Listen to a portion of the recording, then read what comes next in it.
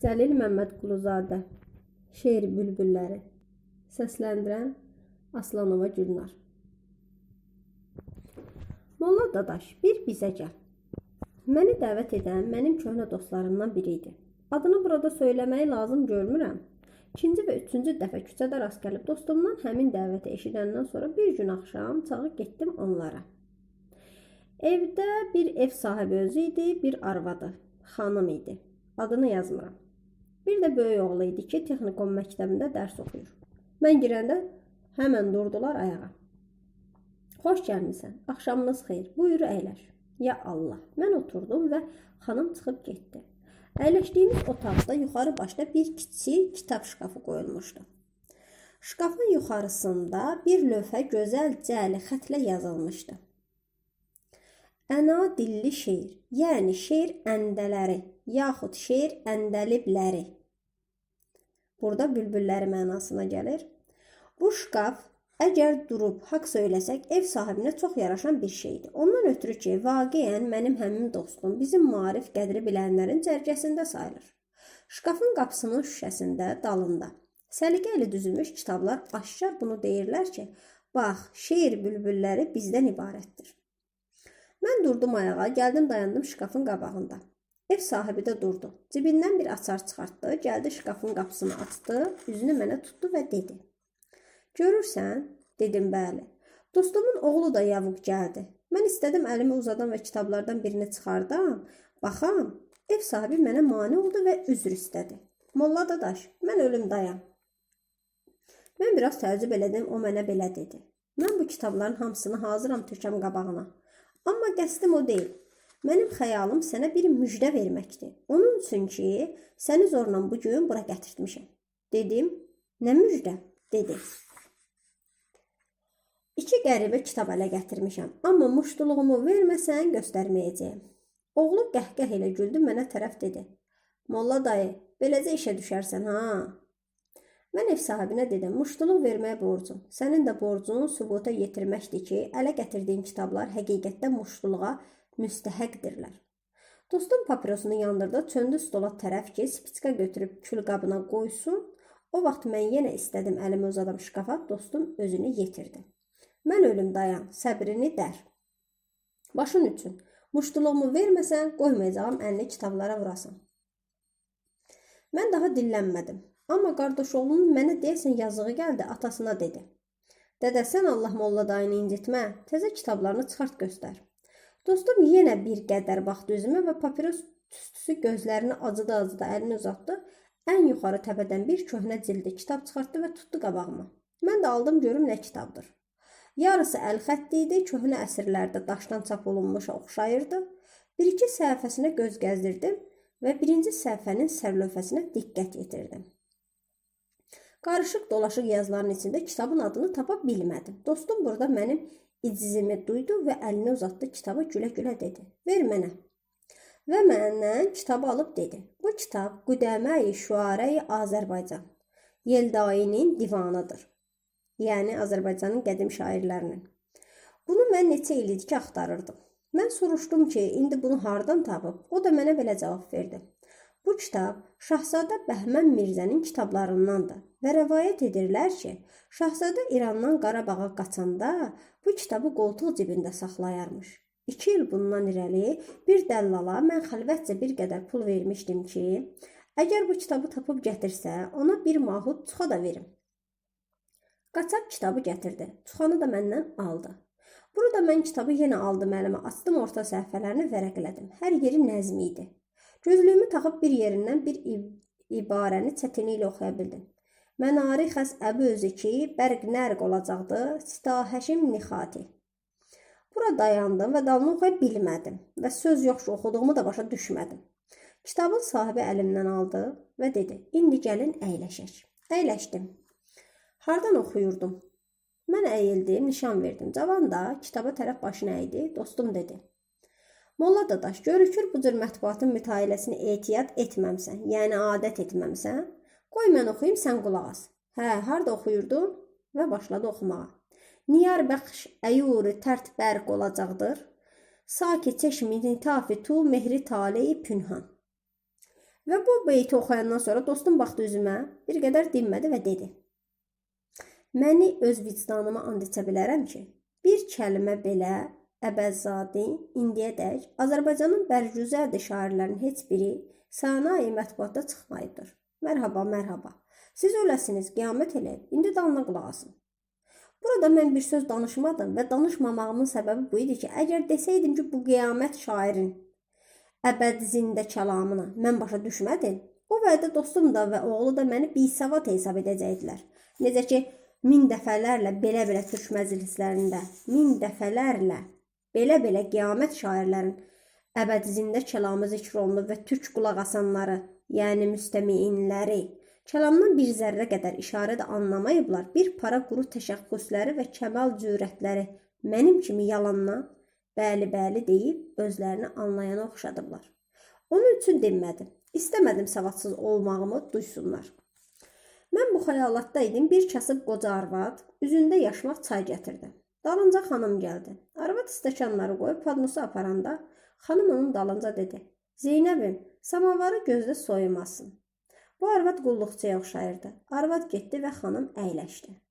Dostum başını kitabın üstündən qalxızmayıb sağ əlini şəhadət barmağını mənə tərəf uzatdı və başladı kitabdan oxumağa. Sima tühəf ya yeşərin olubdu xəlhə dilbər. Ümur qəb zəraf nəkar kür səhifan. Yəni, əkərəm mən bustanımda qərb gülünü, qərbin gönlüçələri açılıb müəttər olar, mən o güldən dərib apararam, o nazənin yarıma ithaf edər. Demək burada qərb kəlməsi qayin fəthi ilə soğan qabığına məna edir, qayin kəsiri ilə dəvənin quyruğunun ucuna deyir, qayin zəmmi ilə haman gül ağacıdır ki, şair onun qönçələrini öz yarına ehda etmək istəyir. İndi dalına qulaq as. Nigar vəsil şövqü mütrib rəğbət xizar olmaz. Gül hər ləhzə-i aşiq tərab xarmar olmaz. Əgər əndişə xatirnaq dəsturu meyrac etsə, o dilbər kim kəvakib, eşqi qəbzi xasikar olmaz.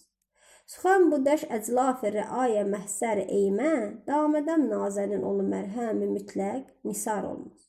İndi dalına qulaq as. Hər kim mehri xaki, dilxun səngi barın görməsin. Qəflət mərcan hal içrə diyarın görməsin. Çün pərişan zülfü cöfər, dilbəri bəlalı ləb, qəm küdarə, rəhnuma bir pusə yarım görməsin. Mən qərib əslan nicəhbanı bilad-ı möhtəriz, ta xədən ki, navik olsa xətti xarım görməsin. Burada xanım əsnədi, durdu ayağa. Oğlu da yavaşca gülümsündü. Çox istərdim səbəbini biləm, amma soruşsaydım yersiz düşərdi. Yəni bicə olardı. Oğlanın qəzəlpərəst atası başını yenə haman kitaba çəkdi. Şəhadət barmağını mənə tərəf uzatdı, başladı yenə oxumağa. Cəmin cəmal cümulu cəlalı cül eləyibdir ki, həzmi tahir dəxif xəfat tən müqila. Pəhbə, nə qədər məziyyət. Zalım oğlu qiyamət eləyib. Sən bir məharətə bax ki, bir dənə cim hərfi ilə nə böyük bir mənanı ifadə edir. Yəni anladır. Pəhbəhbəh, qiyamət eləyib. Doğrudan da dostumun fəsahətinin qəlizliyindən ağzının köpüyü stəkanın əlbəkiyə sıçradı. Xanım əsnəyə istədi gedə. Gedəndə bircə bunu dedi. Heyf ki, bir şey başa düşmürəm. Oğlu da anasına tərəf danışdı. Yəni dədə, doğrudan da o kitaba ki, o qədər pul verirsən. Axı nə olar bizi başa salasan görə o kitabda yazılan sözlərin mənası nədir? Nə demək istəyir? Mən də burada istədim ana və oğula qüvvət verəm. İstədim ki, ağzımı açam, amma ev sahibi qoymadı və məndən soruşdu. Molla dadaş, necə gördün yel dayını? Görürsən necə qiyamət eyləyir? Mən yenə utandım, bircə bunu deyə bildim. Bəli. Dostum haman kitabı bükdü, qoydu stolun üstünə, durdu, getdi şkafdan yenə köhnə bir kitab çıxartdı, gətirdi. Haman kitabı iki əli ilə yuxarı qalxızıb şairana bir şeyvə ilə mənə dedi. Bax Molla dadaş, bu kitabda bir İranlı bazarda dolandırırdı. Hər kəsə göstərib, bir kəs buna pul vermək istəməyib. Çünki öküz nə bilir gülün qədrini, kürd nə bilir püstənin qədrini. Bu kitaba mən o qədər qızıl pul verdim ki, kitabın əsl qiymətinin 1/10 deyil. Mən buna 32 manat verdim, verəndən sonra elə bildim ki, küçədən tapdım. Bu nadirül vücud kitab cahiliyyə əsrinin girən bahə şairi Səqərül Qadirinin Məcməün Nəqibəsidir.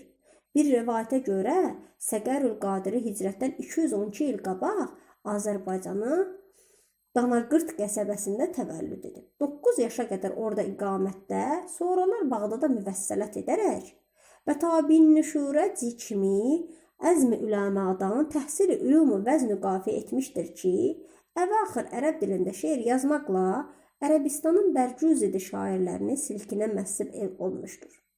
Onun üçün ərəblər səhvən və qəflətən onun ev şairi hesab edirlər.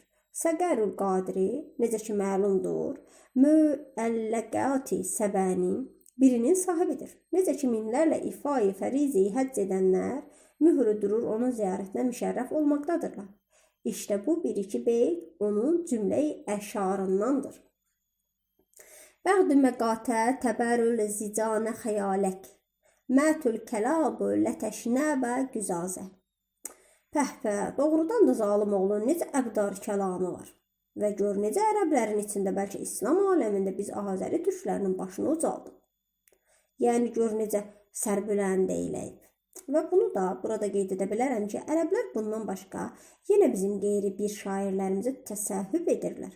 Məsələn, ağlana nə gəlir kimdir Hatəmi Tayi?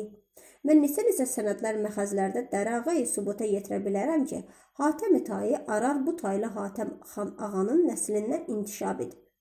Ərəbistana hicrət edənlərdəndir ki, onun bimisil manəd naqibəsi indi ərəblər iftixar edirlər. Və hətta Molla Dadaş, mən müəlliqə sahibi İmran Qeys barəsində çox şəkdəyəm. Daha cavan tələbə burada yox idi. Yəqin ki, darıxdı və baş götürüb qaçdı, çünki məclisin ləzzətini anlamadı. Dostum yenə gözünü dikmişdi kitaba, oxşuyurdu ki, oradan yenə bir şey oxumağa hazırlaşırdı.